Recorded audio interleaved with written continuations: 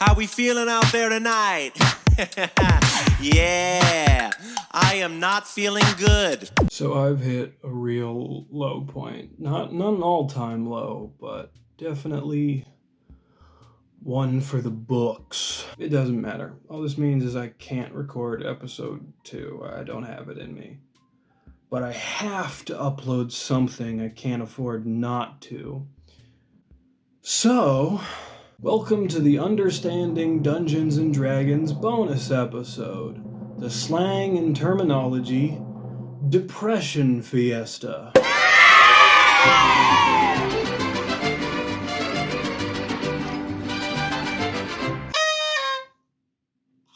We're going to run through a list of slang and terminology commonly used in the community, and I'm going to pathetically define them for you. Because I'm doing this now, the people that don't have a lot of prior knowledge or familiarity likely won't understand a lot of these. I'm only uploading this before episode 2. In the actual playlist, it will be at the end where it's supposed to be. So people watching later will see it in the right order. As for the new people, just come back and watch it twice. I won't say no to new views. All right, here we go. Keep in mind this list is not comprehensive. Cue the mariachi. BBEG. This stands for Big Bad Evil Guy. This is the main antagonist or villain of the campaign. Multiclass nicknames like Sorelock, Baladin, and Barbarian. Certain combinations of classes when multiclassed have little unique nicknames in the community, usually a portmanteau or a pun. So, Sorcerer and Warlock is Sorelock, Bard and Paladin is Baladin, and Barbarian, it's a rare combination, but it's Bard and Barbarian. Forever DM. It's when someone DMs so much they are now stuck in that role with their group, doomed to DM forever.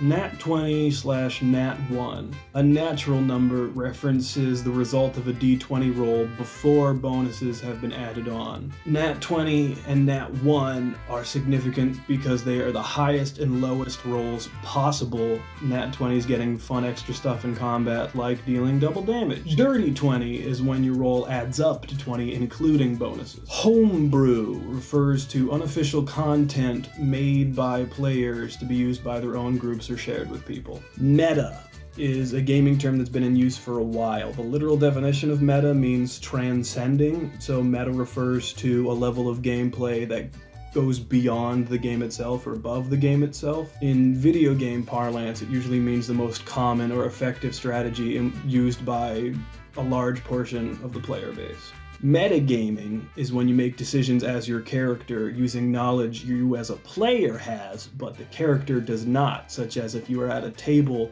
for a scene that your character was not a part of, and you use knowledge from that scene to make decisions, or if you've already played this campaign before and you know where an ambush site encounter is, and you expect it because of that. Or even just the understanding that you're playing a game and so make decisions knowing it's a game, though that one's unavoidable. Rocks fall, everyone dies. This one's an old one. This one refers to when a GM of a TTRPG gets fed up with the group's shit and just done. And so they quickly kill off the entire group unceremoniously and rather unavoidedly. So, rocks fall, everyone dies. TPK stands for Total Party Kill. It is when the entire party is killed in a single encounter. I actually like the storytelling opportunities these provide, but I'm a masochist, and this isn't the opinions special, this is the Depression Fiesta. Murderhobo. Negative term for when a group plays without taking the game too seriously, defaulting to murdering anything they come across, and not investing in the world whatsoever. Murder hobo. Gish. This one's an old one. Usually just means that it has a mix of abilities, like swordsman and wizard. Munchkins versus Minmaxers. A Munchkin is someone who plays the game in bad faith, their only focus being on winning, even if that isn't a thing, looking cool, and living out some kind of power fantasy. They usually do this selfishly by taking away from the group, straight up cheating, or implementing cheap or misinterpreted strategies to get what they want. On the other hand is Minmaxers. These can be difficult players, but it's usually in good faith. Min-maxing refers to the practice of minimizing anything you don't intend on using so that you can maximize everything that you do. It's essentially a very heavy specialization. Min-maxers find optimization to be a very rewarding aspect of the game. They like finding abilities and features that work together in ridiculous ways to push the limits of what the game can actually do. This usually isn't done selfishly, but needs to be done with deep cooperation from the DM, because if they're not careful, they could throw off the balance and just make it difficult to run the game. Grognard. This one's a holdover from way back in the origins of TTRPGs, from the original war games, like the Napoleonic simulation wars of those little figurines on fields where you pretend to be, or you take the roles of an army fighting in that. Grognard literally translates to old soldier.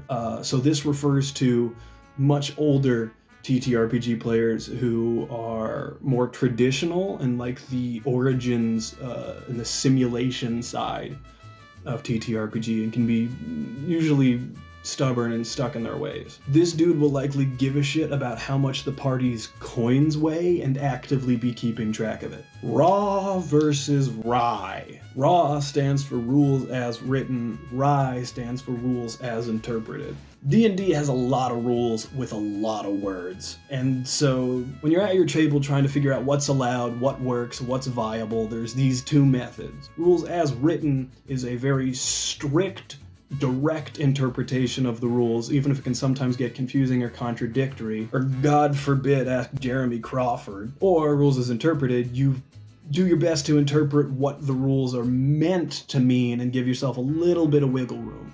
Unfortunately, wiggle room also means inconsistency. Rules lawyer. This is someone who adheres to the rules of D&D religiously, be that good, bad, or ugly. Good meaning that they just really like playing it straight and will remind the DM of rules even if it puts them at a disadvantage, because they like to keep things fair and consistent, and they find adhering to complicated rule sets fun. Like a challenge, like a puzzle. Bad meaning they only remind of rules when it helps them, actively don't say anything when it doesn't, and will waste everybody's time constantly arguing and finding little cheats in order to get just the smallest amount of an advantage. And ugly meaning this person likely just has a passion for adhering to very complicated rule sets, like a puzzle of some sort. And while it's good-hearted and they're doing this to have their definition of fun, it'll sometimes bog down the session, or they'll interrupt people, or they'll, ruin little moments because it's not rules accurate. Railroading. This is a debated one. My interpretation is this is the DM limiting the player's agency in the world. Specifically, when the DM has a specific way everything should go in mind and limits or adjusts in order to make sure that that happens dramatically. Dump stats. You can't be good at everything. So certain stats are considered dump stats, meaning you can essentially ditch them without many consequences. Every class has certain stats they use very little. Like, for instance, if you were playing a full caster, you wouldn't need strength. You can dump strength because you're not going to be using a melee weapon. A barbarian who you don't intend to be very social can dump charisma. Most people use intelligence as the dump stat because its saving throws and skills are used very infrequently. Dice Goblin and Dice Jail. A Dice Goblin is someone who has a million sets of dice and keeps buying new ones just because they like the shiny little click-clack math rocks. You really only need one or two, but these people usually have several sets, one for like each character they ever get. They'll also be real superstitious about their dice, leading to dice jail, which is when a die rolls really poorly at a really important roll, or several rolls in a row, several rolls in a row. They'll set the die aside or put it in a little box or something in order for it to be punished for its crimes and learn to roll better. As with all chance-based things, people get superstitious. It's all in good fun, I think. Basement Dweller. This is a bad stereotype for a D&D player, similar to an incel. It's a holdover from the 80s and 90s when the game was less approachable and so you had to essentially have no life to play it. Sorry, older folks. Nowadays, it's usually used when people give the game a bad name. I would hope so, at least. Please don't be mean, people.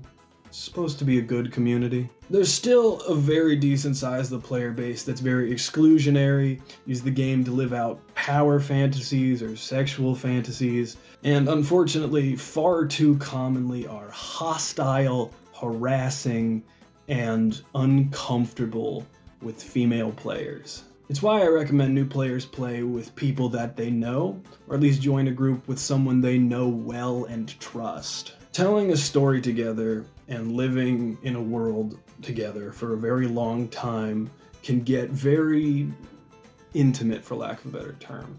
And some people will use that for underhanded purposes, which is why communication, expectations, and consent are incredibly important, which brings me to my next word. Session 0. If Session 1 is the first actual session of gameplay, Session 0 is like the prep session. It has a major impact on what the game will look like, and it's the DM's opportunity to tell the players what they have in mind, what campaign they're going to run, the major themes, to get their expectations and to go over what the players want out of it and what they may or may not be comfortable with. For instance, if you're running a module where a village gets burned, you'd ask your players if they're comfortable with vivid description of the smell of burning flesh, for instance. You ask or tell about phobias and what level or intensity of descriptiveness you would be comfortable with. D&D is a great opportunity to push these boundaries in a safe space, but it's also meant to be fun. If players have a specific aspect to the game they really like or really hate, they tell the DM about it, and the DM tries to adjust. Like if you really love diving deep into lore, the DM will make sure that they have a little bit set aside to pull random times whenever you go into a library, or if someone really likes challenging combat, but another person doesn't like really long combat sessions, the DM will try to find a balance. You get the idea. Session zeros are a relatively new occurrence, but nowadays I think they are pretty much necessary to run a functional game. To finish, I'm going to list off a bunch of gaming terms that are not necessarily unique to D&D, but are common, so you should know them. Tanking, intentionally taking damage to the face, or being built to take damage, much like a tank. Kiting, constantly dealing damage while outrunning, dodging, or hiding behind cover. AoE stands for area of effect, any ability that when used applies to anything in a set area. Squishy means very little health or will die very easily. CC stands for crowd control, abilities that don't necessarily do damage but do negate the enemies, things like freezes, stuns, blinds, slows. Glass cannon, something that can deal a lot of damage but cannot take a lot of damage. OP/broken. OP meaning overpowered. These are mechanics and abilities that completely break the balance of the game, or are just a little too good than they should be. Nerf/buff. Nerf being in reference to the foam toys, which means adjustments to make something less effective. Buff in reference to muscles, which means adjustments in order to make things more effective. Also in reference to buffs and debuffs, which are passive effects or abilities or spells that make something more or less effective. Thank you so much for watching. I'm going to try and get episode 2 out as soon as possible. Or hey, you're watching this at the end of the playlist, and thanks for watching the whole thing. I've been burning the wicks and the midnight oil and all the various things a little hard, and I have been getting diminishing returns on the fulfillment I get out of it. And it's instead just guilt and anxiety. I don't need to tell you this. It doesn't matter. I suppose it's important that you guys know I'm doing my best. Thanks for watching. Like and subscribe. Have fun playing D&D. It's a really good game.